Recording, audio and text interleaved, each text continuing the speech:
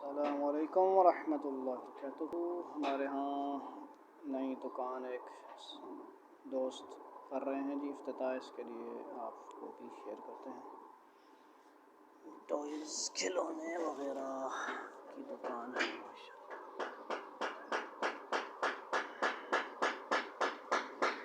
People colony मस्जिद अक्सा के पास दुकान है जी माशाल्लाह। आप इसमें चीज़ें ले सकते हैं, बाज़ार जाने से बेहतर है यहाँ से आप चीज़ें ले सकते हैं।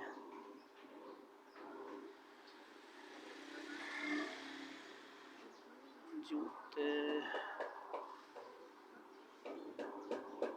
जूते जूते